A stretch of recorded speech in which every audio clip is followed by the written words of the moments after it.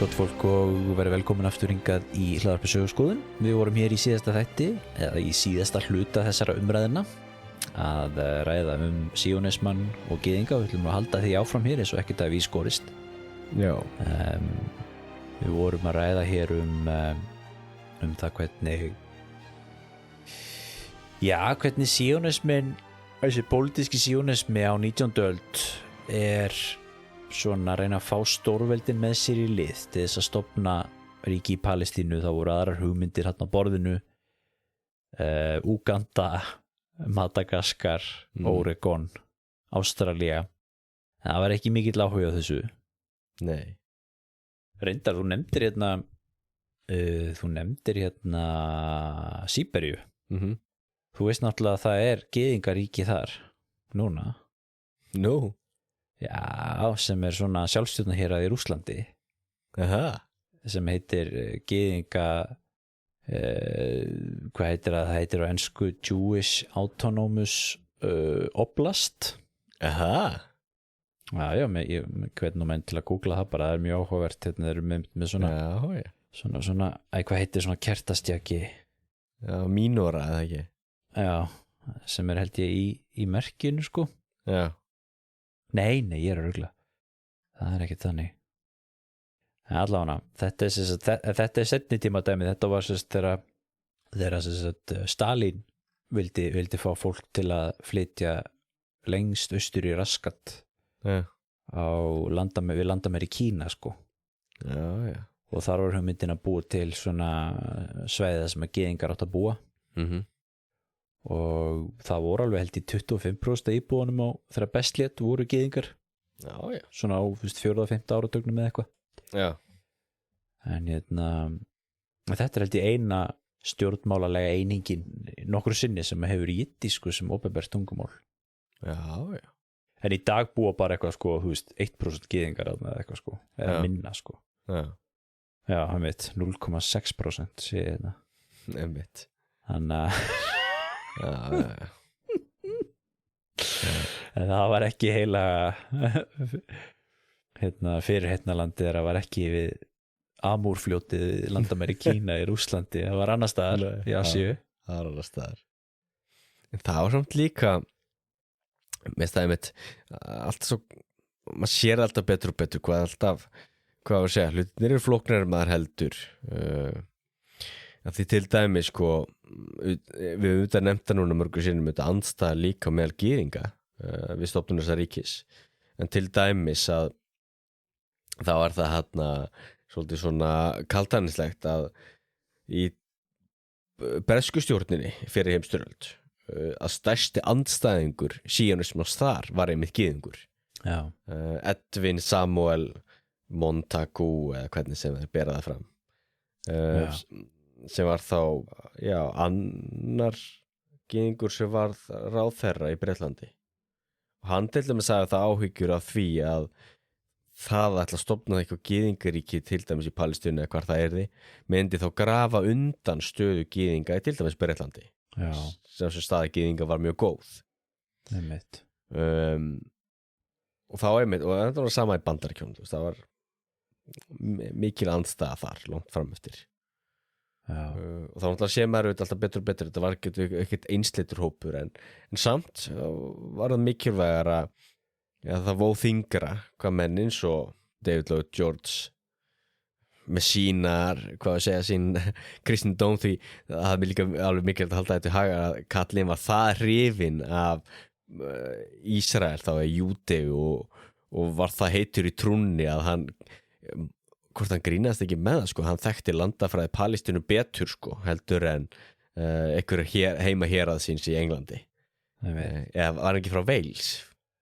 Ég mandi ekki nóg vel, en allavega hana þú veist, þannig að hann var alveg með þetta á hreinu sko, þannig að hann var rosalega upptekinn að því að það ætti að stofna þetta ríki og það allir mest áhugavert að Bretar líka stofnuðu síðan þessa Jewish Legion og það skipti miklu máli, þeir byrjuðu þá að mynda sér hersveitir með gyðingum þar sem að gyðingar fengu þá herþjálfun og lærðu þá auðvitað herstjórn og herkensku og fengu auðvitað þá líka þjálfun og reynslu í fyrri heimsstyrjöldinni og þetta auðvitað eitthvað sem skipti miklu máli síðan seinna meir upp á deilur auðvitað við Araba og Breta og auðvitað stofnun Ísraelsríkis. Þetta náttúrulega bara lykilatriði sko. Já. Og náttúrulega auðvitað Ísraelsríki náttúrulega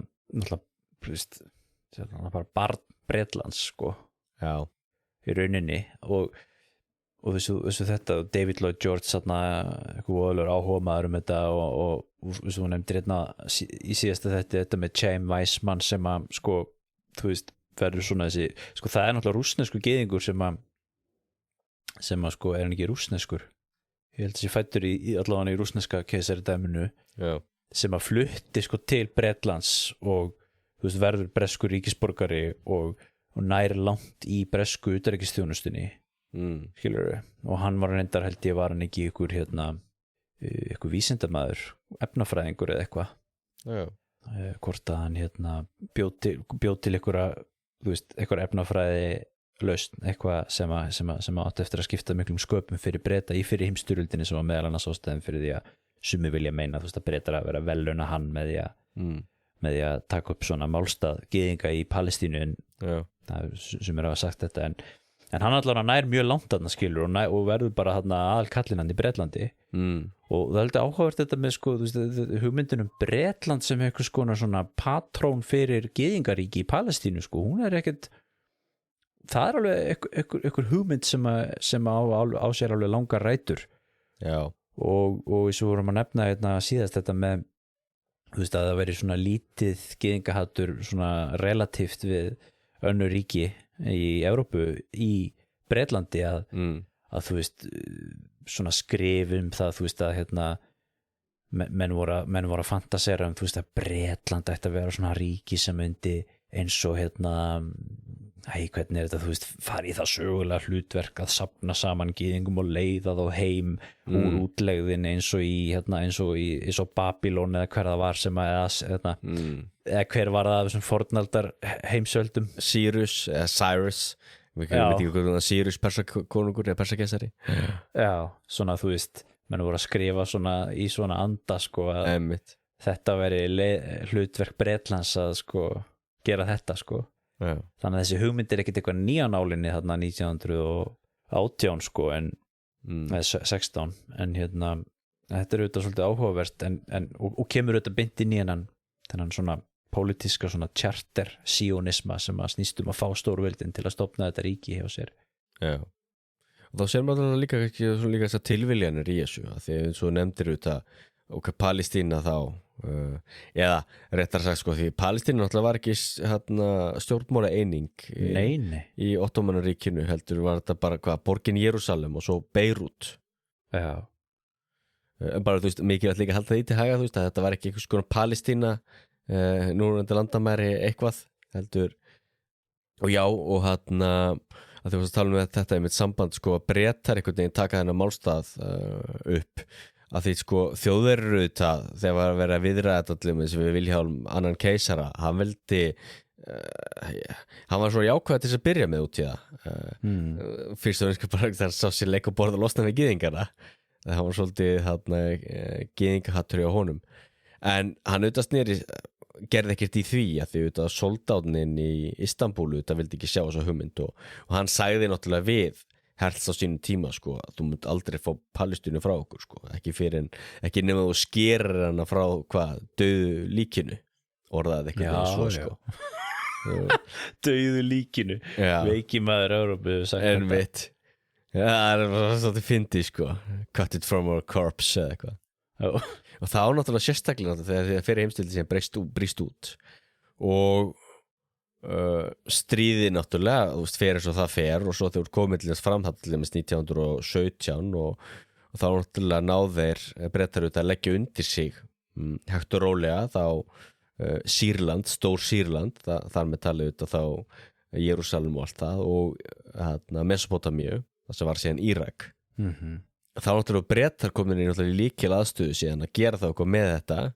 og þá náttúrulega þessi persónulegu tengsl sem skipta svo miklu máli og einmitt að vera að sannfæra þá Balfour og David Lloyd George og Winston Churchill setna meir til að aðstoða gyðinga en það sem ég samt svo sérstætt við þetta líka er að því að þetta er svo ég veit ekki hvað maður að kalla þetta minnst að vera svo duttlungafullt einhvern veginn svo persónulegt því eða horfir á þetta bara kalt mat ekkert nema bara köld, almennileg rök staðarindir já í raunveruleikunum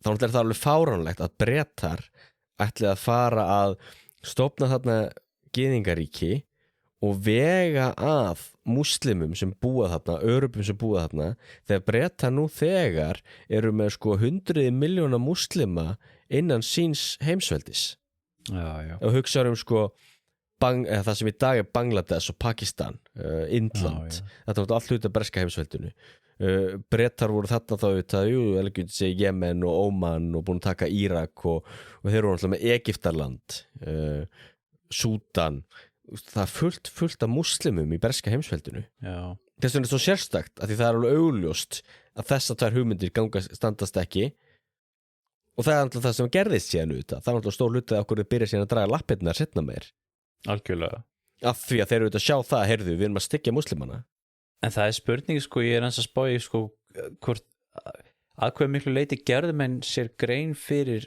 augljóslega gerðu menn sér ekki grein fyrir því allt sem þeir voru að gera þarna í eftirmála fyrir heimsstyrjaldarinnar það er mjög góða bútur með að brjóta upp þessi heimsveldi þarna í ykkur pínu lítil ríki og náttúrulega svo þessi ríki þarna í Miðausturlöndum eru náttúrulega bara búin til á okkur tekniborði línur þarna og línur hér og búið til land hér og nota ykkur forn heiti Mesopotamía, Sýrland og já, þarna er eitthvað kristifólk draugum hringi kringum það og köllum það Líbanon þú veist, eitthvað svona það er sem menn hafa ekki gert sér neina grein fyrir því hvað afleiðingar þetta myndi hafa augljóslega ekki en kannski veit ég hvort þú þekkir eitthvað til þess kannski heldum en ekkert að múslima myndu bregðast svona illa við þessu vegna þess að þetta var svona útnári og múslimar höfðu náttúrulega öll hinlöndin sem þau byggu í og kannski heldu þeir að þeim þætti þetta ekkert svo merkilegt en hinbóinu þetta Jerúsalem náttúrulega heilu borg hjá múslimum líka já og ég held svolítið alveg inn að fara inn á eitthvað þarna því það sem er mjög eftirtektarvert líka með þessa sögu er hvað Arabar voru gjörsamlega getulausir á þessu tímabili og hvað ég við með því Arabar, það var rétt að byrja einhvers konar þjóðernishyggja hjá Örubum pólitísk uppbygging að byggja upp stjórnmálaflokka, stjórnmálaöfl mynda einhver samfélög, einhver hópa einhver baráttumál var lítið sem ekkert en það sem er svo áhugavert er hvað Arabarnir voru gjörsamlega getulausir en þetta var það mikil vonbrigði fyrir Breta þegar þeir til dæmis lofa Örubum sjálfstæði gegn því þá að þeir styðji Breta og hrindast og uppreist og styðji Breta gegn Ottomunum og það er til dæmis Arabíu-Lorenz og allt þetta þá var það mikil vonbrigði hvað Arabarnir gátu gert lítið það var bara rosalega lítið stuðning að fá þarna þeir gátu lítið sem ekkert gert þannig séð þannig að það er alveg sluta því okkur og Bretarnir þá fannst það ekki heldur skulda Örubum jafn mikið því þeir fengu svo lítið fyrir þennan stuðning þeir fengu svo lítið fyrir þessar svoköldu uppreisnir sem áttu að rinda Ottomununum og allt þetta að því náttúrulega það sem er áhugavert náttúrulega með Arabar er að Arabar hafa náttúrulega verið undir hælnum á okkur öðrum allt síðan á hámiðöldum það er ekkert sterkt arabískt ríki verið til í 100 ára og þannig þess vegna var eiginlega aldrei neinn almennileg mótstað eða andspyrna í þeim skilningi að þegar að þú ert með eitthvað kalla á vegum síonista sem að fara á fund utanríkisráðherra og sendiherra og eitthvað svona valdamanna og framamenna í höfuborgum Evrópu, þá voru ekkert einhvern veginn sko sambærlegir hópar Araba, sendibúðar og fyrir hönd Palestínumanna eða Sýrlendinga eða hvað það er. Vegna þessar hreyfingar, ég vil ekki segja að hafi ekki verið til, en það voru svo rosalega takmarkaðar. Já, allt annars eðlis auðvitað. Já, og kemur svo mikið setna. Já. En svo líka voru Bretar náttúrulega voru mikið að spila á báða aðila með því að þeir náttúrulega orða þetta allt voðalega svona fljótandi og loðið. Það eru Balfour yfirlýsingin 1916. Ekki 17? Já, 2. nóvember 1917 rétt hjá þér. Grundvallar dokument í allri þessari sögu. Já. Og einmitt þess að þú segir orðuð þetta gæðut vel, þeir alveg sko pössuð sér rosalega hvernig þau myndu orða þetta. En þetta er auðvitað þess að þú segir, Ottomanríkið er að hrynja, þeir eru í stríði við þá. Bretar eru staðsettir út í Egyptalandi, þeir gera innrás eins og þú nefnir inn í Palestínu og þeir fá þá til þess að fá Arabana til þess að koma með sér í lið og þeir eru búnir að 1916 þá er þessi Sykes-Picot samningur er það ekki? Jú. Og það er þá þessi samningur á milli Breta og Frakka sem þeir eru byrjaðir að draga upp landamærin á þessu svæði, hvernig þetta mun líti út eftir stríðið og skipta þess á milli sín og það er það áður en þeir eru byrjaðir að hernema þessi svæði og Ottomanríkið er ekkert fallið einu sinni. Nei. Og það er gert ráð fyrir sko sjálfstæðu Arabaríki í miðjunni. Með Brestvæði þarna upp hjá Sýrlandi og þar og svo vorstu með franskt upp í Sýrlandi og svo vorstu með Brest í Mesopotami og Bretari og svo fá þarna Palestínu síðan og var gert ráð fyrir þarna arabísku ríki í miðjunni. Það var það eftir einhverja svona samningaviðræður við þessa Hasemíta eða hvað hétu þarna Hasemít konungsættin sem kom frá Hejaz og Arabíu, það sem er í dag Sádi-Arabía sko. Já. Það þetta eru svona, ég þekki þetta ekkert svo vel, þetta eru konungsættir þarna því þeir töpuðu síðan fyrir Sátunum setna. Já, þetta er svona gott dæmi með þetta geturleysi sem nefnir, sko, Hasemítarnir Hejaz, það er þarna strandlengjan, Mekka og Medína til dæmis. Já. Og þetta lið var nú Arabíu Lárens eitthvað að ræða við og síðan var búið að lofa bræðrunum þarna Faisal og Abdullah, heldur það heiti, konungsríkjum. Þessi voru þeir nú ekki meiri bóar en svo kemur einhver þessi sót þarna frá Netsch eitthvað heitir sem er bara algjör eyðimörk og sko miðjum Arabíuskaganum ekkert þarna, ekkert neinu að slæjast sko, en það er ástæð fyrir það einhver engi að búin að leggja þetta undir sig vegna það var ekkert þarna, nefnir bara einhverjar svona eyðimörkur hvað er þetta ekki, eyðimörkur vín. Jú. Þannig að hann kemur þarna með sína hermenn og þeir leggja þetta undir sig og upp úr því að stofna Sádi-Arabía. En það vorstu samt, það voru talað 1930 eitthvað sko. Já, náður ekki þessu nú þegar 20 eitthvað. Lok.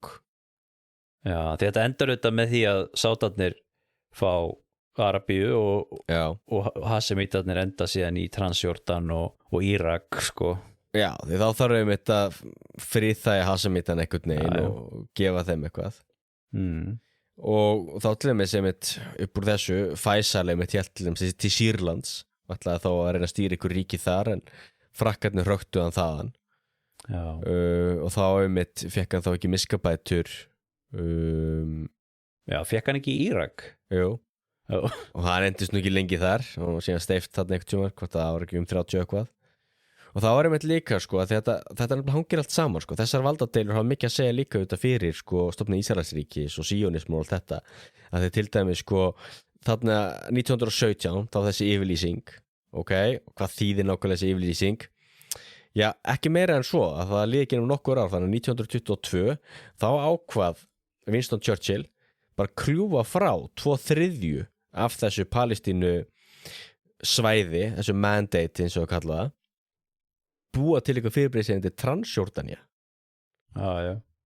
Af því að þetta fyrirbrigði sem búið til þarna, þetta Jordania, Abdullah, bróðir Faisals, hann hélt síðan norður af stað og ætlaði að styðja Faisal eftir að Faisal var hrakið frá Sýrlandi og hann stoppaði síðan í Jordaníu og þá buðu Bretar honum, heyrðu, í staðan fyrir að þú fer núna til Sýrlands og eitthvað berjast fyrir Faisal og búa til vesen fyrir okkur og Frakka og eitthvað þannig, hvað með að þú gerist bara smákongur fyrir okkur hérna í Jórdaníu og stýrir bara Jórdaníu fyrir okkur og svo erum við bara vinir og við skulum styðja herinn þinn og þú færð breska offisera og við gefum þau vopn og fullt svo af færð þú bara pening kongur hérna og pening og eitthvað þannig þannig að Abdullah tók það en þetta, þú veist, þó að landamærin voru ekki auðvitað nákvæmlega á hreinu á þessum tíma þá voru það mikið vonbrigði fyrir síónista vegna þess að ákveðin síónisti sá fyrir sér sko að þetta þá, það sem í dag er Jórdaní allan að hluti af því ætti mögulega líka vera hluti af Ísraelsríki. Já, að því að það er þetta með að Jórdan áin sé svona eins og náttúrulega landamæri sko. Já, það er nú alls ekki en þá þarna voru þessi róttækustuð þetta sem að sögðu sko, Jórdan áin er ekki náttúrulega landamæri sko, heldur hryggjarstykki sko, heldur hryggjarsúla sko. Í Palestínu sko, miðjan. Já Gyðingar, þeir náttúrulega og sérstaklega þeir sem voru kannski bjartsýnastir að þeir allra bjartsýnustu þeir sáu fyrir sér sko að þetta er kannski sko stór Ísrael og hvað er stór Ísrael? Sko stór Ísrael, þess að setja þetta í samhengi, stór Ísrael eins og er sko talað í biblíuna, mismunandi í biblíunni sko, hvað er Ísrael? Hversu mikið landsvæða á að liggja en allavega það er nokkur biblíuvers sem ganga lengst og þá er átt við sko landamæri frá Níl í vestri og að Efrat í austri. Já.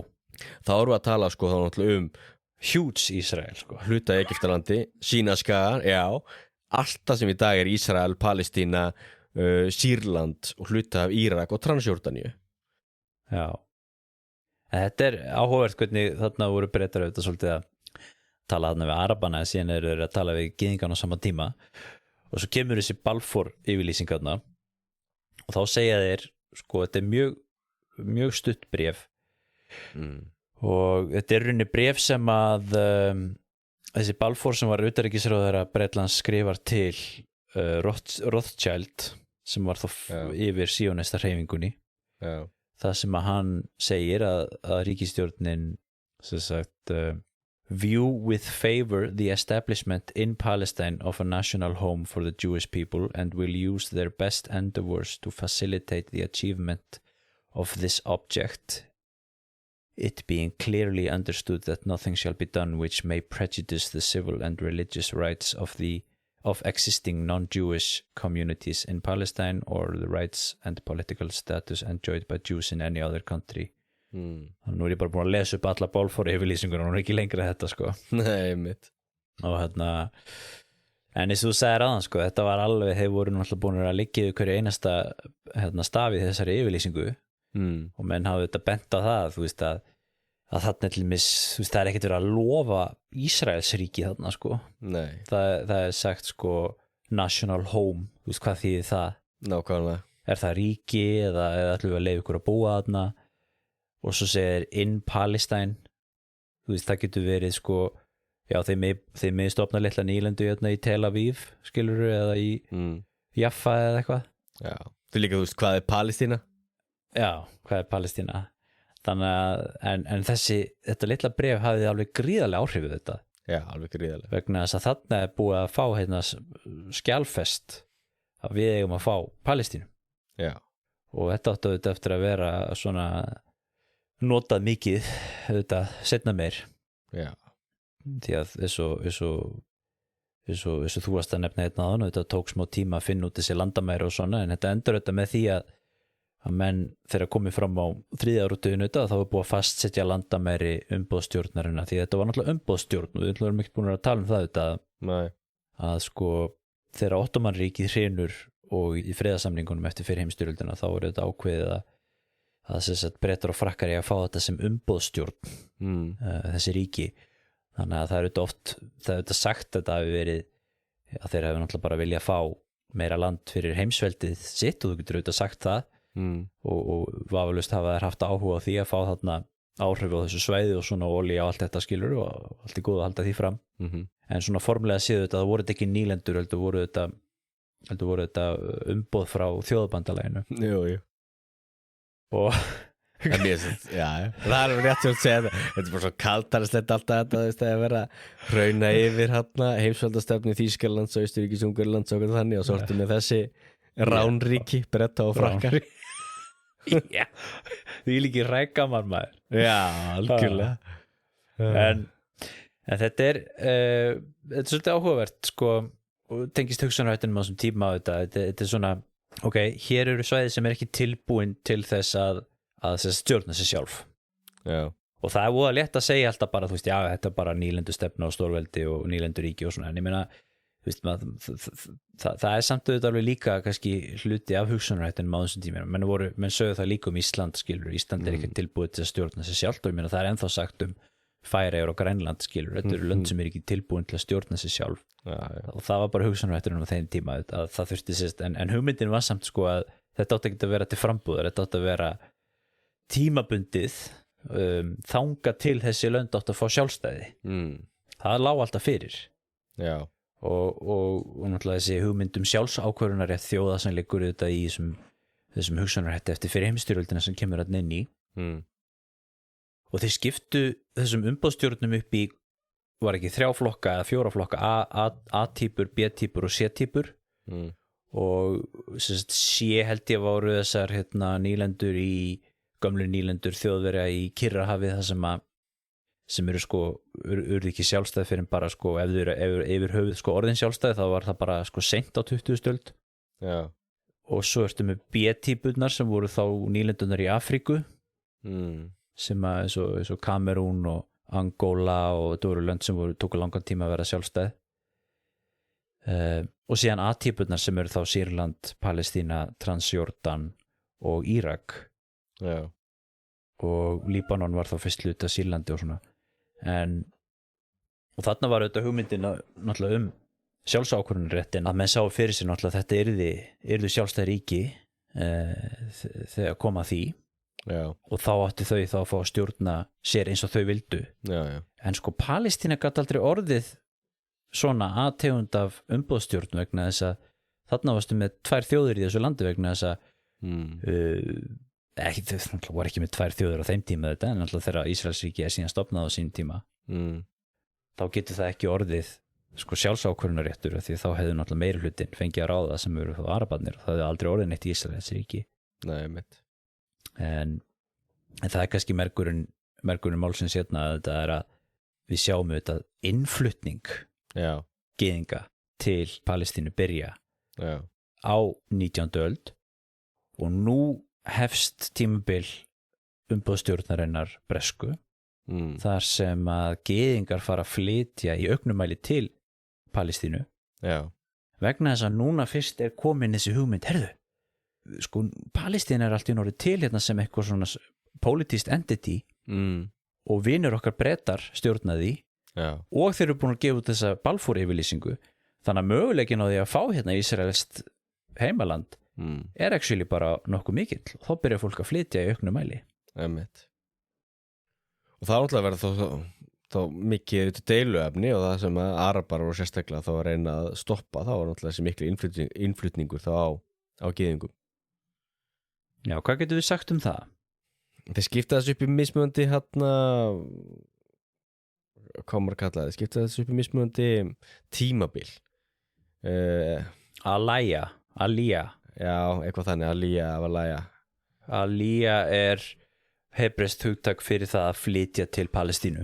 Já, og þetta eru svona bylgjur sem koma það er þú veist þessi bylgja, hún einkennst á þessu og svo er það þessi og til dæmis fall Sovétríkjanna, það er einn svona bylgjan gyðingar sem koma eftir það en það sem er samt áhverjum það líka að meirlutina, kannski ekki meirlutin kannski svo hafa mikið sem helmingurinn og sumum tímabilum, meirlutin flutti síðan aftur frá Palestínu það var mjög margir sem gáðust upp það var mjög margir sem gáðust upp sko fyrstu, það talaðum held ég eitt af þessum fyrstu svona alía, það voru rússneskir sko það voru að tala um bara 1800 og ég veit ekki 80 eða eitthvað sem komu þarna og reyndu að stofna nýlendu þarna og hún mistókst já, þetta var náttúrulega mikið basl og líka sko Ottomanríkið þjáðist alveg sérstaklega eftir fyrri heimsstyrjöld. Það var gífurlegt mannfall, hungursneið, sjúkdómar og Palestína fór mjög illa út úr stríðinu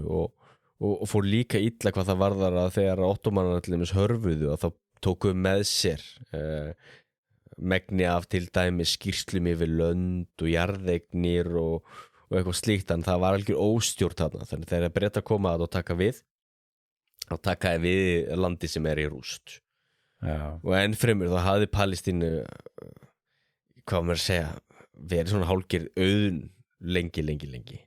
Þetta var svona útnári sko. Þetta var algjör útnári og ég ætlum að segja með hans hvað maður að segja, hans tölur ég ætlum að segja íbúafjölda að til dæmis sko 1882 þá voru íbúar þá Palestínu 260.000 1914 þá var það búið tvöfaldast 1920 já, 600.000 1920 Einmitt. Má ég aðeins skjóta inn í hérna? Já. Ég hérna með tilvitnun hérna í breska skýrslu frá 1920 Já. Sem heitir hérna Interim Report on the Civil Administration of Palestine. Ég tók þetta held ég af Wikipedia. Já. Þú segir hérna, það búa núna næstu því 700.000 manns í Palestínu sem eru miklu færri heldur en þeir sem bjuggu í Galilíu héraði á tímum Krists. Já. Af þessum búa 235.000 í stærri borgum, 465.000 í minni bæjum og þorpum. 4/5 hlutar þjóðarinnar eru múslimar, lítill hluti þeirra íbúana eru bedúin arabar, restin sem tala arabísku og eru kallar arabar eru af, mismunandi uppruna. Svo segir hérna 77.000 íbúana eru kristnir. Já. Og svo kemur hérna aðeins meira þetta og svo endar hann að segja hérna gyðingarnir eru cirka 76.000 og eiginlega allir þeirra hafa komið til Palestínu síðastliðin 40 ár. Já. Þannig að þetta er staðan 1920. Já. Og svo hérna 1922 589.000 múslimar, 73.000 kristnir, 83.000 gyðingar. Já. Já. Þannig að og svona megin þorri, kannski svona 70% þessara muslima voru þess að kalla felahín, ég veit ekki hvernig maður berða nákvæmlega fram á arabísku en allavega bláfátækir svona hvað maður segja, ánauða bændur þeir voru þó að vinna land sem þeir áttu ekki, þeir voru að vinna á landinu fyrir þá landeigundur sem byggu í borgunum langt frá. Já. Voru að borga kannski svo mikið sem helmingin af uppskerunni til landeigandans og svona sárneið þetta. Já. En það sem að Bretar gera, sko, Bretar byrja að byggja vegi, leggja símalínur, byggja skóla, koma á stjórnkerfi og Bretar byggja upp landið mjög miklu leyti. Og þá var líka að hjálpa þá þessum blá fátöku bændum. Þannig að til dæmis sko að þegar komið framundir hvað var miðja 3. áratuginn þá voru sko 30.000 börn að ganga í skóla sem Bretar höfðu byggt upp. Og enn fremur það sem alltaf gerist þá líka er að þegar að það alltaf gefur auga leiðu þetta þó að þetta sé kannski viðkvæmt fyrir sum og horfast í augvit og sérstaklega kannski viðkvæmt fyrir múslima eða þá sem á sérstaka samum með palestínumönnum þá alltaf gefur auga leið að þegar þú ert með fólk sem er með ákveðna menntun, hærri menntun, velmenntað fólk sem er að flytja frá Evrópu þá og til það Palestínu sem er blásnauð að þegar þú ert að þá þetta fólk það hefur þá ýmsa þekkingu og hefur kannski líka fjárhagslegt bolmagn til þess að hrinda af stað ákveðnu verkefnum plús auðvitað hugsjónin. Þannig að það sem gerist síðan hægt og rólega er að þetta gyðinglega samfélag sem byggst upp í Palestínu þeir byrja jú að kaupa land frá þessum landeigundum sem var mjög viðkvæmt og er viðkvæmt enn þann dag í dag hvernig fengu Ísraelsmenn landið, ok, keiftu það heiðarlega eða keiftu það bara frá spiltum landeigundum sem ráku umingja bændurna frá því. Þetta eru mismunandi orðræður sem haldið á lofti. Allavegana byrjuðu síðan að planta. Þetta var kannski eitthvað sem fólk hefði kannski gengið í landbúnaðarskóla og hafði eitthvað þekkingu á til dæmis sítrusrækt eða hvað það pröfuðu þessu áfram, eitthvað virkaði ekki, annað virkaði, þannig að það til dæmis Ísrael framleiði gífurlegt magn af sítrusávöxtum í dag. Já. Og það öllum rætur sína reykja þarna, þannig að ísraelska samfélagi, gyðingasamfélagi byggir hægt og rólega upp hagkerfi sem hjálpar auðvitað Örubum, því Arabar eru mikið að vinna hjá gyðingum og gyðingar byggja Palestínu líka það mikið upp að Arabar í löndunum í kring byrja að flytja til Palestínu. Já. Þannig að til dæmis á þessum áratugum þarna fyrir 48 stofnun Ísraelsríkis þá erum við að tala um hversi nokkur 100.000 Arabar sem flytja til Palestínu. Já. Þannig að allir Palestínumennirnir, þeir eru ekki heldur, hvað maður að segja, upprunalegir íbúar landsins. Nei. Þetta eru auðvitað oft verið nefnt að þetta hefur verið ákveðið svona landbúnaðar undur. Algjörlega. Hvernig þeim tókst að rækta þessi lönd sem áttu að vera óræktanleg og maður hefur talað um að þeir hafi keypt þarna lönd sem að landeigendurnir einmitt bara hlóaði akkurat að kaupa þetta bara eitthvað drasl, skilurðu, og þeir þetta malaríu fen og þá segja þeir já, þetta kannski eina tækifæri sem við fáum til að kaupa land í heilaga landinu og þannig að við kaupa það fyrir hvað verð sem þó þetta sé bara eitthvað malaríu fen. En það mikið þetta komin inn á svona þennan tíma sem að byrja að nálgast auðvitað þessi deilumál náttúrulega sem þetta eru enn þann dag í dag mjög sterk. Já. Sem eru náttúrulega þessi samskipti þessa fólk sem að flytur þarna inn og þeirra sem búa þarna fyrir sem þetta hefur ekkert alltaf gengið svo vel eins og við sjáum í fréttum á hverjum degi. Það gerir enn þann dag í dag ekki. Nei, því svo hvað maður segja í stuttumáli sagt að auðvitað þessi innflutningur á fólki auðvitað veldur þetta vandamálum líka. Jú, það uppgangur og uppbygging og allt það, en það auðvitað náttúrulega líka hvað maður segja, deilur og það gerist þetta náttúrulega gerist í öllum samfélagum sem eru fólksflutningar eða mikill innflutningur á fólki, það náttúrulega ekki bara að dansa á rósum. Nei. Þannig að það sem að Arabar þrýst alltaf meira og meira á að Bretar byrja að takmarka innflutningin. Já. Og það til dæmis getum við sagt að svo sem náið á hápunkti þarna ekki 1939. Jú. Þegar þeir komið með þetta white paper, þá búið að setja fram svona white papers áður, en það svona sérstaklega marka svona þáttaskila því þá takmarka Bretar mjög fólksflutninga. En maður skoður þessar tölur, gyðingar þeim fjölgar frá 1922 úr 83.000, 10 árum seinna eru komin upp í 174.000.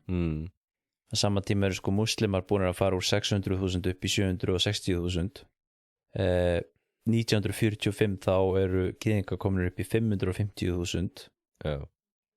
Muslimar upp í 1.061.000 og og svo náttúrulega þegar að komið fram að maður hoppar aðeins fram í tíma 1948 þá búa næstu 2 milljónir manns þar að vera 68% Arabar og 32% gyðingar. Þannig að þeir eru alltaf í miklu minni hluta svona mannfjöldalega séð Já. En það eru koma viðbröð Araba það eru uppreisnir eins og nefnir það eru uppreisn, ekki 1928 fyrsta uppreisnin og síðan aftur stór uppreisn 36-39 gengur alveg yfir svona langt tímabil og eru verkföll og annað og það verður til þess að Bretar þurfa náttúrulega að fara að reyna að gera eitthvað í þessu máli og svo líka margt í þessu annað að það eru náttúrulega ekki bara uppreisnir, það eru hryðjuverka árásir frá báðum aðilum, gyðingar náttúrulega, ekki síst gyðingar svo þessir hópar Irgun og þetta. og til að setja þetta líka eins í samhengi að sko ofbeldi þannig í Palestínu var það mikið að Bretar þegar var sem mest þá voru komin með einhver 100.000 hermenn til þess að reyna að halda einhverjum róð þarna og stýra landinu. Og það eru fleiri notabenni heldur en þau voru með sko á Indlandi. Nákvæmlega. Það setur þetta svolítið í samhengi hvað þetta var mikið vandamál, hvað Palestína var orðið mikið vandamál. Að breska heimsveldi þarf að vera með fleiri menn og eða kannski meiri fjármunum í það að vera einhvern veginn að fríða Palestínu heldur en allt Indland. Þá erum við sko Indland, Pakistan, Bangladesh, Myanmar. Já. Eða Burma. En á sama tíma þó að séu þetta þessu uppreisnir og allt þetta þá er alltaf mikill efnahagslegu vöxtur þarna. Og gyðingasamfélagi er náttúrulega sérstaklega mótorinn í því líka hvað varðar sko bara iðnað og vefnaðarvöru og hvað það planta trjám og skógarhögg og svona að vinna landið þá náttúrulega laðar að sér út það náttúrulega líka araba og ekki vinnuafl þannig að arabar svona sem efnahagslega séð grættu á því náttúrulega líka en þetta er náttúrulega mjög viðkvæmt auðvitað líka að vera minnimáttar ef orðum sem svo. Það er náttúrulega stór hluti af þýtlimis ef þú horfur til þess að gyðinga. Í hvaða löndum hafa gyðingar verið einna mest hataðir? Jú, það er kannski þeim löndum þar sem hafa verið flesti gyðingar, mikið farið fyrir þeim og kannski líka ef gyðingar hafa, staðið sig og vel. Þetta er til dæmis áhugavert í, hvernig var það? Var það ekki Cornelio Seta Cotronu Rúmeníu leiðtogi fasista í Rúmeníu hann til dæmis talaði það okkur á svona lítið gyðingahattur á Ítalíu það var náttúrulega fyrst og verðskast vegna það var svo lítið að gyðingum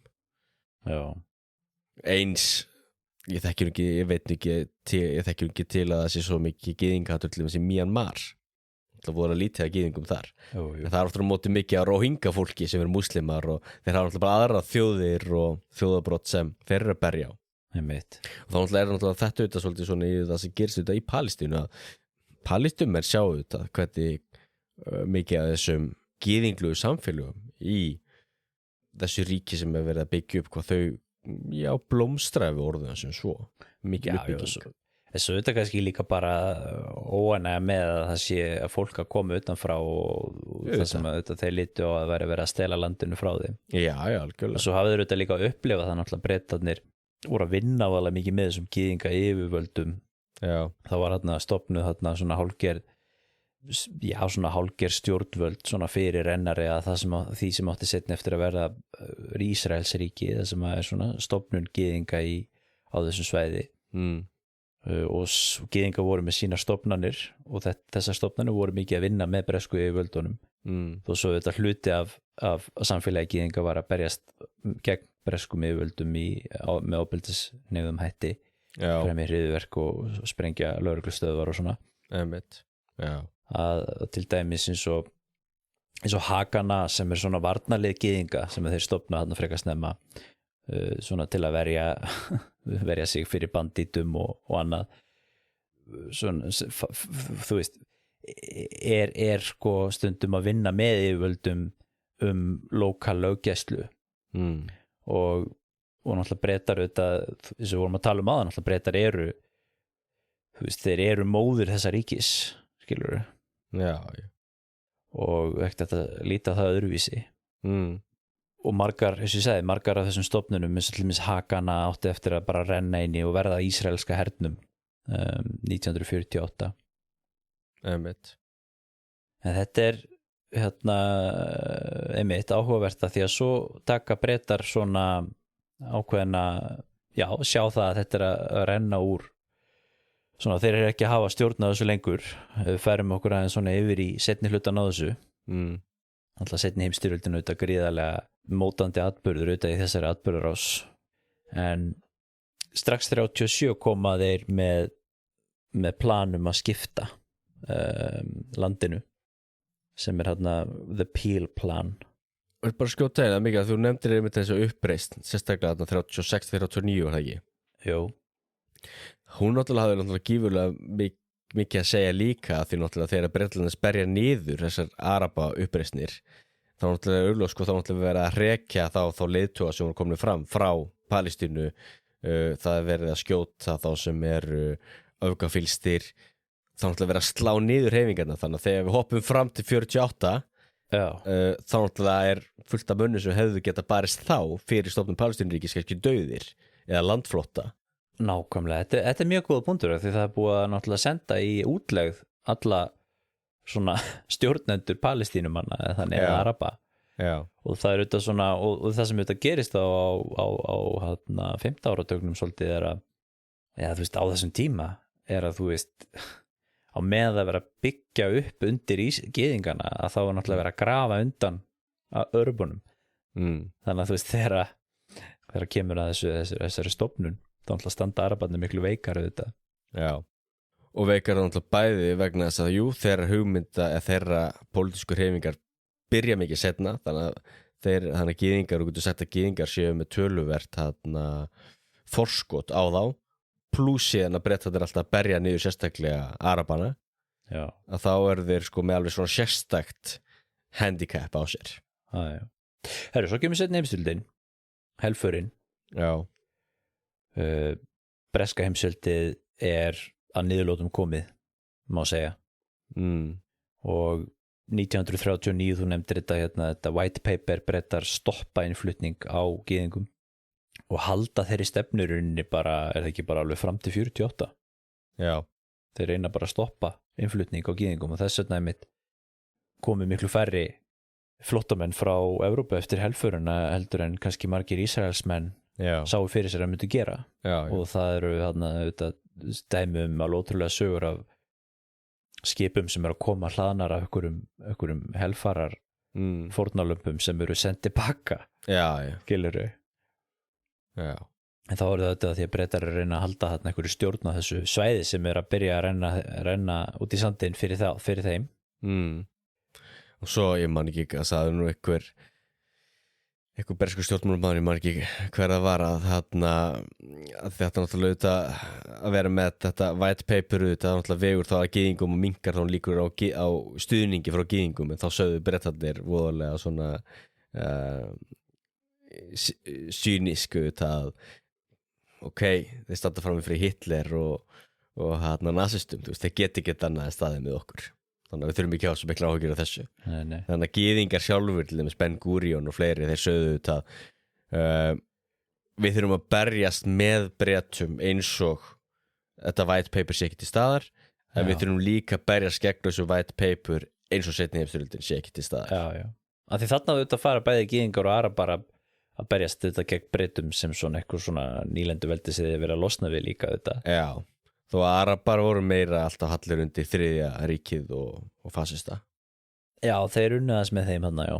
Og Muftin til dæmis, Grand Muftin í Jerúsalem, hann var nú færast í Þýskalands og reyna að fá menn til liðs við þýska herinn og náttúrulega SS og hann var ekki Waffen SS, voru þeir ekki með arabísku legjónuna? Jú. En þetta muni þetta reynd að tengja við antisemitism og svona en alltaf þetta var þetta líka pólitík vegna þess að þeir voru þarna að leita sér að bandamanni gegn sínu nýlendu veldi. Jú, en það er nú svona alveg þannig að antisemitism er náttúrulega blómstarrætt í Miðausturlöndum að gera það enn þann dag í dag. Já.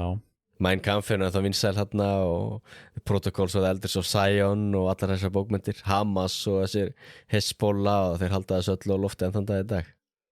Já. En síðan líka, þetta getur maður að tala endarist bara einstakka þætti og allt þannig, en ef við hoppum svo sem aðeins yfir, að við veitum ekki að tala sérstaklega helförina, en ef við erum að tala sko, það sem komið kjölfar helfarinnar og síðan stofnun Ísraelsríkis 48, þá náttúrulega sko stór hluti af því til dæmis af hverju þetta ríki síðan var stofnað og fekk svona mikla samúð, Ísraelsríki þar að segja. Var jú auðvitað meðferðin og gyðingum í seinni heimsstyrjöld og síðan, kannski ekki síst meðferð síðan Breta á fórnarlömbum helfarinnar, því til dæmis útsendarar á vegum Sameinuðu þjóðanna verða vitni að því að þegar skipsfarmarnir með þá fólk sem lifði af helföruna að koma til Palestínu 46-47 þá mætir þeim hvað? Jú, Bretar með kylfur og berja þetta fólk og hrekja það inn í sturtur og aflúsa það og bara sko hryllilegar aðferðir byssustingir og byssusköft. Já, þannig að þau fara bara úr dauðabúðum nasista í ekki dauðabúðir en ofbeldisbúðir Breta og eða siglt með þetta fólk hingað og þangað, siglt með þetta Máritíus til dæmis, eigandi og stöndur um Afríku og alveg sko hryllileg meðferð. Já, mikið að þeim voru líka sendt til Kýpur. Já, mikið til Kýpur þar og náttúrulega voru bara sko fangabúðir, þar sem 20.000 voru, ég held að 20.000, ég held að mest 25.000 manns verið í fangabúðum þar og svo var eitthvað sem fólk líka bara sendt tilbaka til Þýskalands. Og þetta voru ólöglegir innflytjendur. Já, þetta voru ólöglegir innflytjendur. En svo voru þetta gyðingasveitir sem að börðust með Bretunum í seinni heimsstyrjöldinni. Koma tilbaka með reynslu. Já. Og ekki bara gyðingasveitir frá Palestínu, heldur þetta líka bara einstaklingar sem að voru að berjast í Evrópu og líka í sovjerska hernum og svona sem enda uppið þarna í Palestínu og hjálpa til við það að byggja upp þarna kunnáttu á hernaði og annað sem átti eftir að hjálpa til í þessum atburðum sem að eiga sér síðanst að 47-48. Já, algjörlega. Það skipti ekki ífurlega miklu máli. Já, ég veit. En ok, 1947 februar Bretar ákveða að yfirgefa Palestínu. Já. Þeir eru búin að fá nóg af þessu. Yep. Og þeir ákveða að færa vandamálið yfir á einar nýstofnuðu Sameinuðu þjóðir. Já. Sem eru þá 2 ára gamlar. Og þarna kannski annað svona hvað við segja, svona heppilegt moment í þessari sögu fyrir gyðinga, þess að við tala þetta verið svona margt í þessu svona passa svo vel. Já. Að við vitum það að hvernig Sameinuðu þjóðirnar hafa oft ekkert alltaf virkað svo vel út af því að þú ert alltaf með þessi stórveldi sem að getur ekki alltaf unni saman sérstaklega af svona málum. Nei. Með neitunarvaldið á hvern annan og svona. En þarna eitt af þessum fáu tilfellum það sem að sko Sovétríkin og Bandaríkin og Bretland, öll stórveldin koma sér saman að þetta sé rétta leiðin. Já. Og þarna einmitt að Sovétmenn fara með á þennan vagn líka. Já. Og samþykja stofnun Ísraels og það gert þarna í september 1947 ályktun 181 þar sem að ákveðið að skipta ríkin og nú eru bara búin að tala svolítið hérna og hoppa auðvitað svolítið svona hvað segir maður, stökkvaði svolítið yfir söguna hérna. Já. En þetta er auðvitað hugmyndir komið áður þessu nefnda á annan píl tillagan 37 sem þetta var ekkert ný hugmynd að skipta þessu svona. Og já, rússar einmitt voru með þessu, menn hafa maður hefur spurt sér svona hvernig var það, akkur voru þeir með þessu og það er auðvitað, eins og við þekkjum Stalin og Sovétríkinu, þetta er náttúrulega bara realpolitik þar auðvitað, þó svo að náttúrulega ákveðin hluti að þessu sem við myndum ekki tala neitt að þetta voru, við vorum að tala þetta síðast, þetta voru svona mismunandi tegundur af sionisma, skilur við nefndum þetta klassískan pólitískan sionisma og það er þessi menningalegi sionismi sem snýst að þú veist, svona andleg vakning og bókmenntaleg og svona og síðan ertu með náttúrulega trúalega sionisma sem að þú nefndir hérna með biblíuna og Messias og þetta allt saman en síðan ertu með þennan verkalýðs sionisma eða sósíalíska sionisma og það er ákveðin svona hreyfing eða ákveðin svona tegund af sionisma sem er svolítið ráðandi í Ísrael svona í kringum 1948 og fyrstu árun og áratugina eftir stofnun Ísraelsríkis og ég held að sé jafnaðarmannaflokkurinn eða hvað maður kalla verkamannaflokkurinn sko hann heldur völdum í Ísrael alveg fram til 1977 og þetta er Ben Gurion og Golda Meir og allt þetta lið og þeir auðvitað reynda að selja sovjetmönnum svolítið að þeir væru svona sósíalískir og hérna, þú veist, með þessi kibbutz og svona allt þetta, Sovétríkin sá svolítið fyrir sig að Stalin allir þessi sósíalistar að þeim myndu öll líkindum frekar og svona hallar undir Sovétríkin og þá náttúrulega ekki minnst heldur líka það að vega að breska heimsveldinu. Já, því að sko svo talaðum að rússar hafi haft samúð með gyðingum út af helförinu og svona ég þekki hann til Stalin held nú að þetta hafi bara verið köld stórvelda pólitík þarna sko. Já, algjörlega. Byrjaði þetta þarna sko einhverjar mestu gyðingaofsóknir í Sovétríkjunum strax eftir seinni heimsstyrjöldina og í öllum kommunistaríkjunum. Hann gerði það og var ekki líka rétt fyrir dauða Stalins. Var hann ekki með þetta að gera sig upp í nýjar gyðingaofsóknir rétt ára hann lést kallinn. Já. Þannig að þeir eru engan áhuga þessu sko. Nei, ekkert þetta var bara stórvelda pólitík. Algjörlega. Og svo líka mikið viktigt að leggja til hvað var það hérna Breta, náttúrulega hluta því af hverju þeir líka draga sig út úr Palestínu náttúrulega sjálfstæði Indlands sem hangir líka saman. Algjörlega. En já, þeir fengu þetta í gegn og þetta var ákveðið að skipta þessu upp í tvent. Og þá þetta fer í gang alveg agaleg atburðarás. Já. Sko, þetta strax í september, þá var þetta ákveðið. Og hann lýsir einmitt í bókinni einmitt hvernig sko gyðingar allan heim voru hlusta í útvarpinu og fylgjast með þessu og með eftirvæntingu og síðan var alveg fagnaðalætin út allt sko, sérstaklega Ísrael þegar þetta var ákveðið sko. En stjórnvöldin fögnuðu ekki því þau vissu að það var að koma stríð sko. Og þá það þessi stjórnvöld sem að ég nefndi áðan Ben Gurion og þessi gaurar sem að eru þó í þessum stofnunum sem að renna bara svolítið inn í þetta nýja Ísraelsríki. Af því að Arabarnir náttúrulega hafna þessu finnst þetta auðvitað að vera óréttlátt. Jú. Af því að þeir eiga að fá sko hvernig var þetta var 42% af landinu það var 42% af landinu var fyrir palestínumenn og þar af sko byggu 818.000 palestínumenn og 10.000 gyðingar. Það er svona þá Vesturbakkin og þetta svæði sem að Palestínuríki átt að fá. Síðan varstu með ísraelska hlutan eða þannig. Það var 56% af landinu og þar voru 500.000 gyðingar og 438.000 palestínumenn. Já. Á því svæði sko. Og svo hafði maður að tala þetta alltaf besta landi og allt þetta sem þú ert búin að nefna þetta. Já, og svona líka þegar maður tala þarna, þú veist, besta landi, jú. Þeir eru búin að fjárfesta svona mikið og byggja upp og leggja áhættukerfi og hvað það er. Já. Af því það er alveg staðreind að mikið af því sem geftur náttúrulega var bara fen og ónýtt land. Já, og svo átti Jerúsalem, borg friðarins. Jú. Hún átti að vera svona alþjóðleg borg. Já. Af því að þar voru meðal annars kaþólikkar sem að fengu það í gegn. Jú. Vildu ekki að það væri annarkvort gyðingar eða múslima sem stjórnuðu því. Nei, þetta var Pávin alfarið á móti stofnun Ísraelsríkis. Þetta Vatíkanið viðurkenndi ekki við Ísraelsríki fyrir held í 92. Aha. Já. Þeir vilja bara fá konungsríki í Jerúsalem aftur. Já. Einhver Habsborgari að taka við þessu. Já. En svo byrja stríðið sko strax í nóvember. Já. Og það þá í rauninni borgarastyrjöld fram að 14. maí 1948 þegar að umboðsstjórnin breska svona líður undir lok formlega og Ísraelsríki stofnað samdægurs og þá gera öll Arabaríkin innrás og þetta er náttúrulega gríðarlega stór saga. Já. Og mikið að smáðurum við þurfum kannski ekki að fara í þau öll sumul og það stríð er þá þetta 1948 stríð sem heldur áfram fram til 1949 og menn líta yfir á þessa tvo hluti saman sem bara svona Palestínustríðið sko.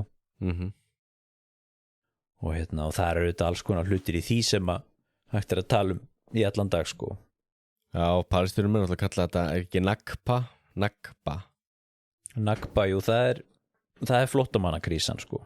Já, flóttamannakrísan og það er, þú veist, Nakba þýðir held ég Katastrófa. Já, katastrófa. Já. Hörmungarnar, já.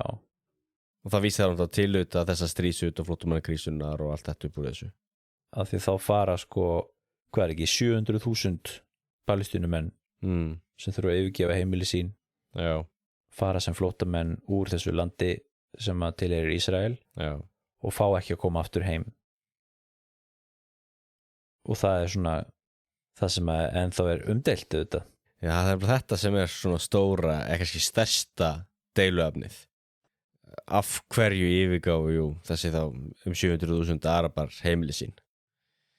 það sem svona þessi hefðbundna ísraelska söguskoðun hefur verið að hvað maður að segja Arabaríkin í kring þá Líbanon, Sýrland Transjordania og Egyptaland hafi sendt skilaboð varað Arabana við koma ykkur í burtu, við erum að fara að ráðast inn þú þurrku út í Ísrael þetta hefur verið svona þessi almenna ísraelska söguskoðun sem síðan var hvað var að segja byrja að vega að kannski hvað maður segja á 9. áratugnum 10. áratugnum komið þessi nýju svona endurskoðuna sagfræðingar upp úr 1980-90 og það er svona kynslóð sagfræðingar sem kemur eða hópur sagfræðingar sem kemur fram í kjölfar þess að það opnast skjalasöfn 1978 ísraelsk og þar eru menn eins og Benny Morris og Ilan Poppe og aðrir sem hafa verið að skrifa svolítið svona endurskoðun á þessu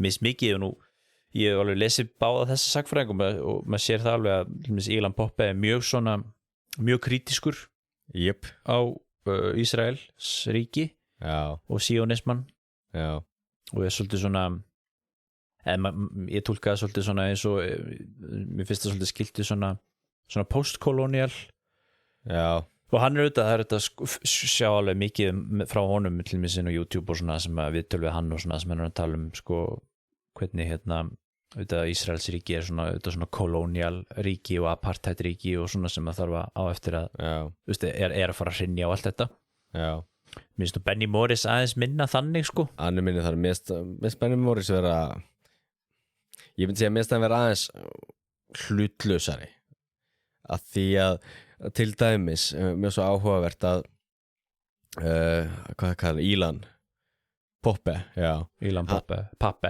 Poppe hann til dæmis í sinni bók heitir hún ekki Ethnic Cleansing of Palestine mjög fræg bók titillinn segir náttúrulega strax hvað maður er að fara að ganga inn í en ég tók eftir í með þá bók að hann sleppir því að segja frá ákveðnum hlutum til þess að draga upp ennþá skýrari mynd sem er þá svo það var skipulagt þjóðamorð á palestínumönnum frá upphafi ekki þjóðamorð, þjóðernishreinsanir ethnic cleansing og það er hann gengur of langt í því til dæmis hann lætur að vera til dæmis að í gyðingar sjálfir næstum því byrjuðu að berjast ykkur að þegar til dæmis írgun og það sem þá þótti eftir að verða sko IDF, Israeli Defense Force Lehi, írgun og Lehi og þú veist ísraelski herinn þá og þegar var verið að integrera þessi mismunandi sko militias inn í herinn að þegar írgunni til dæmis voru þá búin að fá vopnasendingar og þannig og þeim lendi saman og þá voru drepnir þarna einhverjir gyðingar hátti 20 gyðingar þetta er alveg mjög frækt í ísraelsku sögusögun hann lætur alveg vera að tala um þetta til dæmis að því þetta náttúrulega passar ekkert við það að það hefur einbeittu brottafili frá upphafi að núna ætti að hreinsa til og leggja landi undir sig á sama tíma sem auðvitað skjölin sína það á hreinu að menn vildu auðvitað losna við sem flesta araba þannig að væru sem flestir gyðingar þannig að meðast hann Morris ná að balansera þetta svolítið betur það er talað sko Morris er líka á því að þetta hefur verið þjóðernishreinsun þetta var þetta þannig séð því að allt þetta fólk auðvitað fór og fekk ekki að koma aftur og það er líka getur þetta sagt bara út frá sjónarhorni Ísraelsmanna menn ef þeir ætla að stofna lýðræðislegt gyðingaríki þarna þá getur ekki tatt meirihlutan palestínumenn bara að segja sér sjálft það er alveg að segja sjálft, það er augljóst en það var alltaf fyndið áhugavert af því ég las einmitt sko þessa atburði þarna 47-48 las ég 2 bækur samtímis skipti bara svona á milli og þá mitt las ég sko Ethnic Cleansing of Palestine eftir Ilan Poppe og svo las ég aðra bók sem heitir Israel, A Concise History of a Nation Reborn eftir Daniel Gordis og sú bók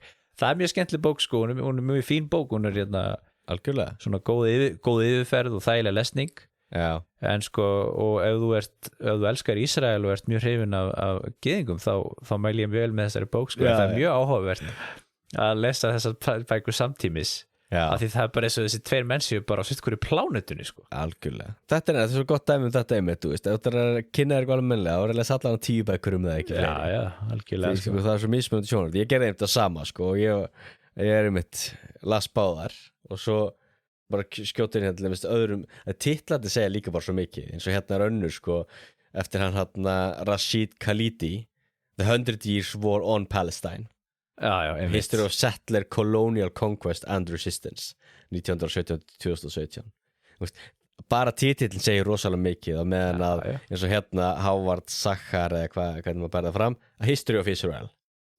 En þetta er auðvitað sko, þetta er samt auðvitað með svona auðvitað, það er alltaf hérna þú veist, eins og þessi Gordis bók sko, sko það er að vera að lýsa sko, gyðingarnir eru bara þetta flotta fólk sem er að gera þessa frábæru hluti og byggja upp landið og byggja upp samfélagi sitt og síðan er alltaf þessir Arabar að ráðast á þá og þeir eru alltaf bara að verja sig sem er náttúrulega þetta sem er þetta endurtekna stef alltaf the right to defend themselves sem er alltaf sem þú heyrir bara ennþann dag í dag bara alltaf hjá stuðningsmönnum Ísraels og þú getur ekki sagt endilega að það sé eitthvað rangt skilur, þetta er auðvitað staðreindarlega rétt framsett þannig séð en síðan kemur Poppi og talar sko þetta sé þjóðnishreinsun og þú sé þetta búið til gyðingaríki og það sé verið að bæði plana en líka og það er Morris segir það líka þessi þjóðnishreinsun var ekki alveg svo helförin eða allar þjóðnishreinsanir í Júgóslavíu og annars staðar sko, það er ekkert niðurskrifað samþykkt eitthvað frumvarp á þinginum að nú ætlum við að gera þetta er eitthvað sem gerist bara þú veist óformlegi fundir tíðarandinn er þannig og stemningin er þannig skilur og hermennirnir fá skilaboð eins og hann talar það Poppi skilur hermennirnir fá hann alltaf fór niður í skjalasöfnin og var að skoða skilur skipanirnar og allt sem þeir voru að gera þarna í hernum og svona voru að tala að hermennirnir fengur skilaboð þú veist þið farið inn í þorpinu og gerir bara það sem þið viljið og það sem þið þurfið að gera og svona þetta eru svona óskýr skilaboð svona sem menn túlka bara svolítið eftir stemningunni en sem er líka sko staðreindarlega rétt og þú veist, þetta er bara mismunandi sjónarhorn sko algjörlega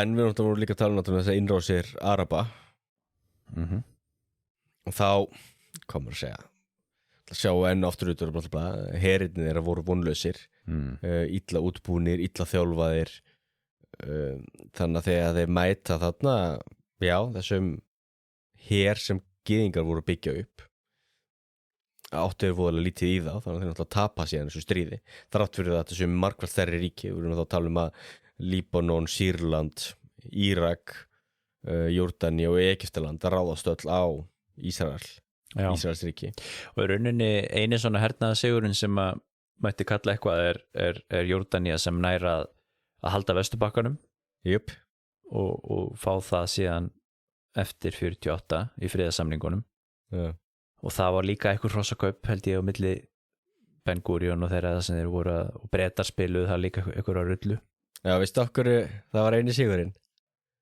okkur að því jordanski herinn var algjörlega stýrður af Bretum einmitt breskir officerar og Bretar voru líka búin að kaupa og allan vopnabúnað og allt slíkt þannig þetta var raun og veru breskur her bara byggður af örubum hann nefnir þetta líka Benny Morris að því að hann var að tala sko heimildirna sem eru til af því að við sagði að náðan þessi nýju sakfræðingar svo kvöldlu að þeir koma svolítið upp úr því að skjalasöfnir opnast 1978 30 árum eftir þetta stríð og þá opnast líka skjalasöfn í Bretlandi og Bandaríkjunum annar staðar og þá fá þeir sérst heimildir til þess að vinna úr en hann nefni það með Benny Morris sko að öll skjalasöfnin í Arabaríkjunum eru lokuð og það er einmitt vegna þess að þetta eru einræðisríki auðvitað þú veist Sýrland og Jordania og Egyptaland og svona þetta er ekki lýðræðisríki það sem er verið að hafa skjalasöfnin opin fyrir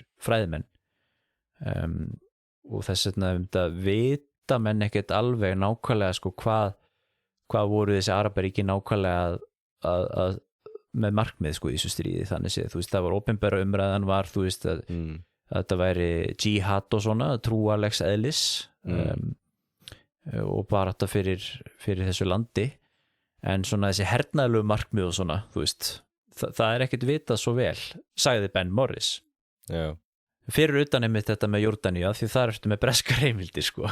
Já, og það einmitt, og þetta líka mikilvægt að halda þessu til haga því Jórdaníu einmitt svo áhugavert fyrirbrigði í þessu öllu því konungsfjölskyldan þar alltaf í þessu alltaf þetta vandamál að stríða að konungsfjölskyldan vill í raun og veru og vildi alveg frá upphafi bara normalisera sambandi við Ísrael allar margt sem bendi til þess og þeir vildu bara reyna að koma okkur í eðlilegu sambandi og þess vegna og versla við gyðinga og allt annað því þeir vildu svo sem bara byggja upp sitt ríki þarna Hashemitarnir sem kom frá Hedjas en almenningur var alltaf á móti því og það var það slæmt sko að setna meira það náttúrulega braust út borgarastyrjöld í Jórdaníu þar sem einmitt palestínumenn reyndu að fella konungsfjölskylduna og þá til þess að voru Ísraelar sem stuðdu konungsfjölskylduna og björguðu konungsfjölskylduna þannig að það Ísraelis ríki að þakka í dag að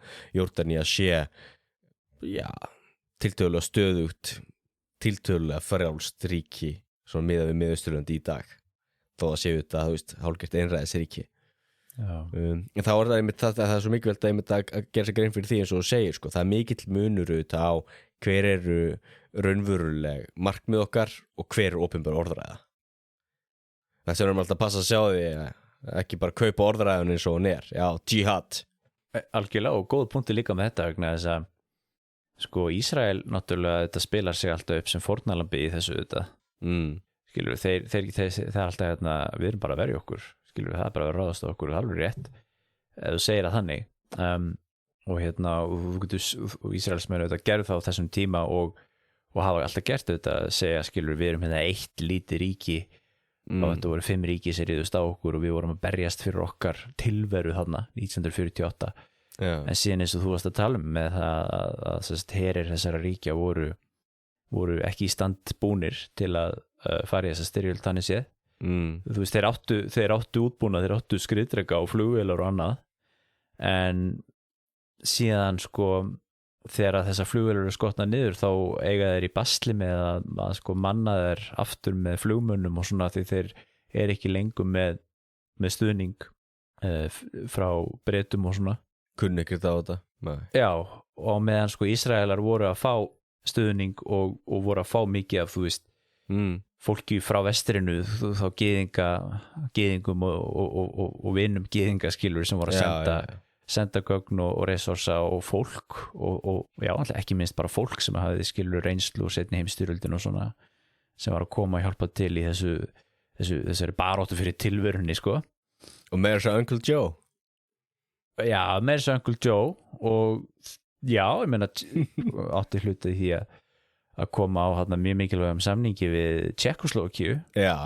skipti sköpum og það sem þeir fengu fullt af opnum frá Tékkóslóvakíu en alltaf þetta líka mikil saga þar auðvitað með gyðinga auðvitað en það einmitt þessi orðræða sko, þú veist, þarna gáttu þeir auðvitað sagt við erum að berjast fyrir tilveru okkar og við erum litli maðurinn hérna en sko staðreyndin er auðvitað svo að þeir voru miklu sterkari og það eru til bréf til dæmis frá Ben Gurion sem hann er að senda til sína samstarfsfélaga man ekki hvað hann hét þessi sem var erlendis á þessum tíma eru til bréf sem hann er að segja við hann sko við erum með þetta allt sko í boxi skilur og við getum auðveldlega tekið ekki bara Vesturbakkan og allt þetta heldur getum við tekið þetta allt saman sko þannig að þú veist eitthvað svona það er alveg rétt það er einmitt mikið á meðan á sama tíma er hann að segja sko að það er bara ný helfur á leiðinni ný helfur sko einmitt það er mikið við einmitt þetta er flókið og margslungið þetta er flókið og það er kannski auðvitað sem er alveg einkenndi fyrir auðvitað öll svona sagfræðileg málefni sem eru sko náttúrulega gríðarlega heit og nú eru auðvitað að tala um bara heitasta deilumál bara í samtímanum sko þess að þetta er ekki einu svona eldfimt málefni þetta er bara flaming logandi málefni sko bókstaflega stríð þetta núna bókstaflega sko, og að menn auðvitað velja sér mismundi vingil á söguna og hvað þú vilt draga fram og hvernig þú vilt spila hann upp og þá ætlar það auðvitað viðkvæmlega sérstaklega auðvitað fyrir harðlínumenn sem eru rosa stuðningsmenn Ísraelsríkis að þurfa að horfast í augu það að Ísraelsríki var stofnað á þjóðarhreinsun á sama tíma sem jú, það er kannski erfitt fyrir einmitt stuðningsmenn Palestínumanna að horfast í augu við það að hvað maður segja, Palestínumenn hafa ráðist á gyðinga aftur og aftur og stefna sjálfur að þeir líka að hrekja það úr landinu. Þú veist, eins og þeir eru að öskra á háskólum í Bandaríkjunum í dag sko, from the river to the sea, the Palestine must be free. Hvaða á og hvaða hafi verið að tala jú, þá náttúrulega að tala Miðjarðarhafið og Jórdan og það var að tala allt. Þú veist, það allt Ísrael, þá losum alla gyðingana. En það líka því miður, það kannanir sína það í dag til dæmis að meira hluti Palestínumanna almennt svona styðja til dæmis hryðjuverk og sjálfsmorðsárásir og vel að merkja það var könnun núna bara fyrir einhverjum vikum síðan þar sem að svo mikið sem 50% aðspurðra gyðinga þá Ísraelsmanna fannst það réttlátt að mögulega að nauðga Palestínumanni. Þetta er þau tengslu við það að ísraelskir hermenn hafa verið að nauðga palestínskum stríðsföngum. En það er við samfélög sem eru bara gjörsamlega á skjönum hvort annað og uppfull af hatri. Og það er náttúrulega út af þessari sögu. Þetta er ljótt allt saman. Já. Og þetta er það rétt sem við erum búin að segja hérna, ég menna þú veist það er rétt að Ísraelsmenn byggðu upp landið og allt þetta en það er líka rétt að þetta eru þetta bara nýlenduríki. Já. Hvað er þetta annað? En þú getur þetta sagt það saman Bandaríkin sko. Já. Skilur við, ég meina þeir þurrku út fólki sem bjóð þar fyrir. Já. En það Arabar hafa alveg aðeins fyrir sér í því þegar tala Ísraelsríki náttúrulega bara sem nýtt krossfararíki. Krossfararíki, já, ég var nefnt að hugsa það líka því mann eftir að þú talar það sko að þetta er ekki krossfararíki í þeim skilningi, þetta er ekki stofnað á trúalegum grunni. Nei. En þetta er auðvitað bara svona nýlenduríki eins og Suður Afrika og það sem að minnihlutin stjórnar sem er náttúrulega ekki minnihluti lengur auðvitað út af þjóðnisinnisunum.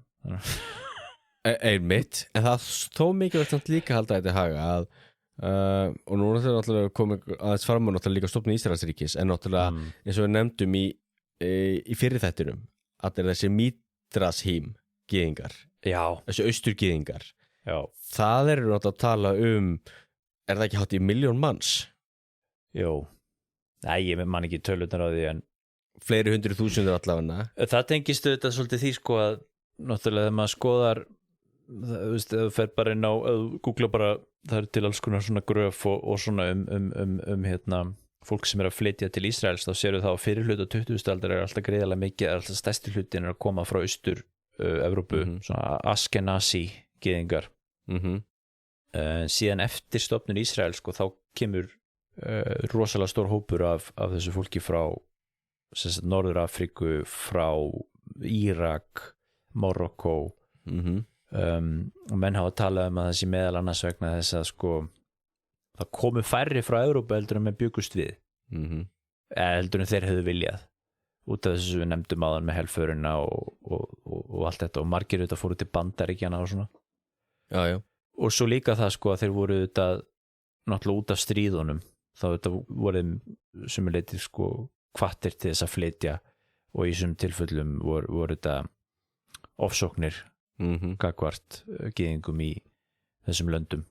Einmitt. En Pappe hefur reynda nefnt það líka að Ísraelsk eins og Mossad og þeir voru að sprengja sprengjur og svona til þess að hræða í sínagógum og svona til þess að hræða gyðingana sko til þess að þau myndi líða eins og þeir væru undir ofsóknum og myndi koma heim sko.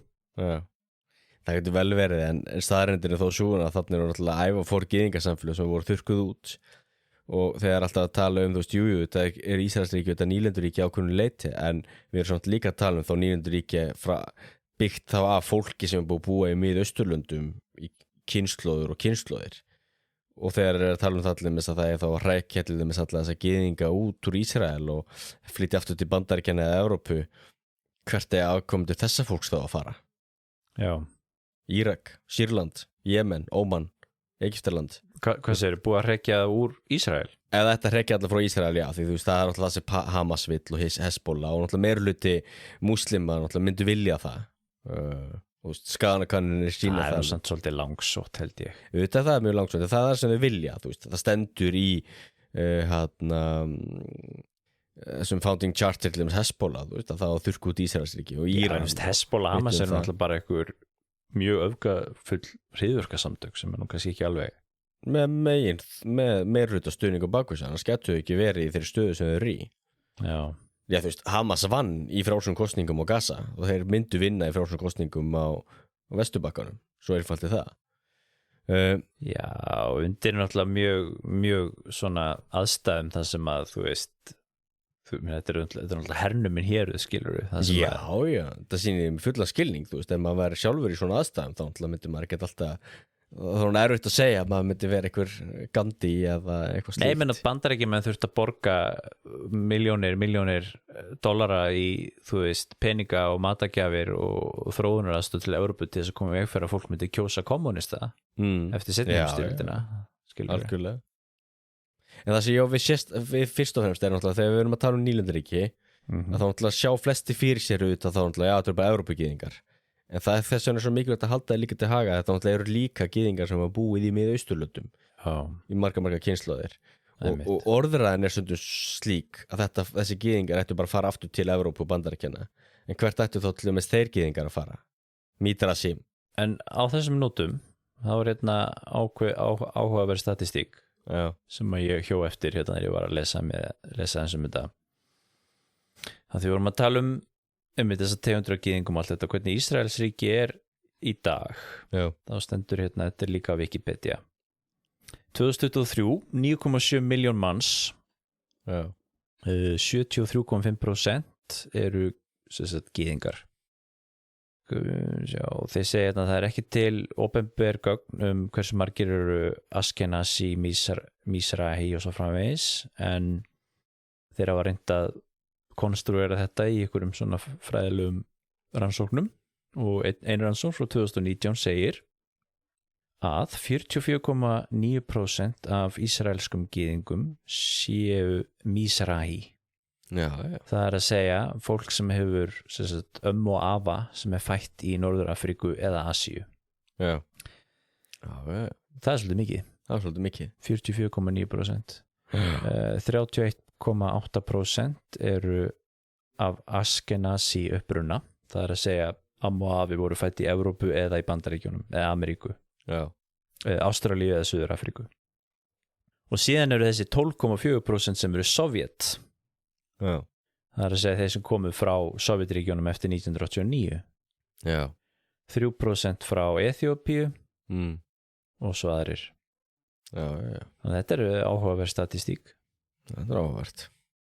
Breyst svolítið samsetningin eftir 1948. Já, það er gert það. Herðu, erum við ekki bara að fara að nálgast? Jú, þá getur við sagt líka bara svona í stuttumóla, það er náttúrulega fór þannig náttúrulega bara Ísrael náttúrulega rústuð þessum örbum sem réðust á þá og tóku náttúrulega manstu hvað er enduð með 82% af landinu 80%. Jó, þeir tóku eitthvað þarna, já. Nei, 82 er svo mikið. Jó, er það ekki? Megnið þessu. Þeir tóku allavega þetta endaði með því að það sem er í dag Vesturbakkin fór undir Jórdaníu og Gaza fór undir Egyptaland. Já. Og þannig helst það svo til 1967, en það er önnur saga. Það er önnur saga. Sem að við getum kannski tekið seinna ef við höfum áhuga á því. Já. Ég veit ekki hvort ég nenni að fara í það allt saman. Það er spurning. Og svo náttúrulega er spurning hvað þetta er í dag og því það er mikið, við köllum þetta í Vesturbakkan því í Ísrael er þetta ekki þekkt sem Vesturbakkin. Nei. Heldur er þetta Júdea og Samaría og það er nú áhugavert að segja frá því að það er nú þegar byrjað að vinna að því í Ísrael að leggja fram frumvarp í þinginu, það er ekki búið að leggja það fram þess efnis að innlima Júdeu og Samaríu inn í Ísraelsríki. Það er bara svo leis. Ísrael er ekkert þeir eru ekki vinsælir núna auðvitað í alþjóðasamfélaginu og það er auðvitað krafa það að þeir náttúrulega yfirgefi þessi hernumdu svæði og ég man ekki allavega mikil meiri hluti þjóðana í Sameinuðu þjóðunum viðurkenna auðvitað sjálfstæði Palestínu. Já. Þannig að en svo sérðu þessa rosalegu stuðningsmenn Ísraeli svo hann hvað heitir hann vitlisingurinn Ben Shapiro sem er svo óalega vinsæll hjá ungum mönnum. Jú, Ben Shapiro. Já, alveg óbáslega leðilegasti maður í heimi sko.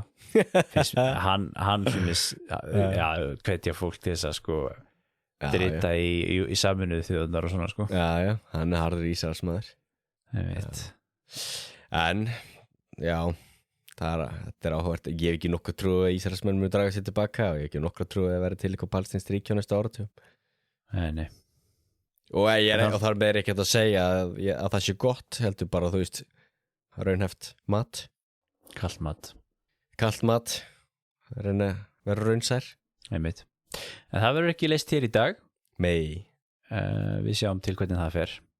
En þetta er allan að búið að vera ágætis yfirferð svona sögu gyðinga og síónismans og svona aðdragandan þó að við höfum nú stiklað mjög stóru yfir svona aðdragandan að stofnun Ísraels, en þetta er auðvitað mikilvæg saga til þess að skilja þessi atburður sem eiga sér stað í dag og svo náttúrulega er þetta gríðarlega mikilvæg þess að ég komaði alveg upp að við hluti af svona menningarsögu, stjórnmálasögu og sögu Evrópu og Miðausturlanda síðustu 100 árin.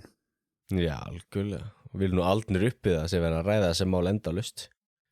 Já, maður sér það auðvitað, krakkarnir mann sér að alast upp við fréttir af þessu og hverjum degi og ég man eftir því að þetta var þegar ég var alast upp og þegar foreldrar mínu voru alast upp þá voru þetta fréttan á hverjum degi og Arafat og Ariel Sharon og allt þetta. Það veit. Já, þetta verður ekki svona til 50 ár líka. Barnabörn og barnabörn og barnabörn fá alast upp þetta líka. Það veit. Þetta er auðvitað stór merkilegt auðvitað maður spáir í að Ísraelsmenn hafi fengið þennan eins og við vorum að tala 50 ár. Já, ótrúlegt. Þegar hann sagði þetta Theodor Herzl að þú veist að eitthvað svona fáráleg útópía hafi ræst fyrir þetta fólk. Já, ótrúlegt. For better or worse auðvitað. Já. Og auðvitað getum við alveg sagt í stóra samhenginu þannig að verið fínt að þetta er bara aldrei gerst. Já. Og hann segir það líka Pappe sko til þess að sem er svona ég hef eftir honum að þú veist, gyðingar hefðu haft það miklu betra eða hefðu bara verið hluti af þeim löndum sem þau komið frá og hefðu gert meira gagn fyrir löndin sín eða hefðu verið heima hjá sér sko. Já. Og það hefði allt þetta getað sloppið við allt þetta vesen. Já, kannski. Það er alltaf flókið að segja náttúrulega mikið gyðinga andu náttúrulega í sérstaklega Evrópu í dag. Og til dæmis það, þú veist, í Þýskaland er ljótt að segja, næstu því bara verða júden fræ út af gyðinga andúð og þýsk stjórnvöld. En er það ekki bara Ísraels andúð samt? Það slæmt allavega að þýsk stjórnvöld var að gyðinga við að ganga með svona jamaka. Já, hlýtur að vera út af sko, fólk eru ósátt við hvernig Ísraelsmenn er að haga sér. Jú, en þeir tengja það náttúrulega við gyðinga. Já. Þá kemur að byrta svona, þú veist, ég man svo vel eftir þessu því að á tímabili Oslo fór ég til Sýrlands, hann var palestínumaður, hann hafði verið flóttamaður í Sýrland og einhverja fjölskyldur að spjóða í Sýrlandi og þegar hann var klippað hárað með þá var hann að tala um gyðingavandamálið og hvernig gyðingar stýrðu öllu og gyðingar í Hollywood og gyðingar á böku bankana og allt þetta, það var mjög áhugavert að hlusta á þetta. Jú, auðvitað þessi orðræðu, þetta er alveg til líka hjá öfgahæri. Já, því að mjög svo áhugavert að heyra þessu orðræðu því þú veist, fyrir mér er þetta fyrst og fremst bara eitthvað sem að lesa í bókum. Já. En ég held samt, þetta er alltaf fyrst og fremst tengt á Ísraelsríki kannski, en maður veit samt aldrei, þú veist, eins og þetta fólk hefur verið ofsótt í gegnum aldirnar. Jú, kannski væri minni gyðingand og þá og þetta fólk myndi geta fengið verið friði í ríkjunum í dag, en það væri fullt af gyðingum þannig séð í Þýskalandi og Fraklandi og hvað það er, þá var kannski meiri gyðinga andúð, maður veit það ekki. Allavega, í sögulegu samhengi hefur aldrei verið gott að vera tilheyra minnihlutahóp og alltaf verið best að tilheyra meirihlutanum. Þannig að þá hefur þessari getur ég sagt að ég hefur mikla samúð með stofnun Ísraelsríkis en það var náttúrulega það var svona miður held ég maður verður nú að segja að þetta ríki hefur stofnað eins og það var stofnað og allt þetta og þetta bara miður þetta deilur sem við stöndum fram fyrir í dag. Já, nákvæmlega. Herru, ég var að láta þetta vera lókórinn hér í dag í hlaðvarpinu Sögu skoðun. Já. Við snúum hér aftur í næsta þætti eftir ekki svo langan tíma. Þangað til, verið sæl.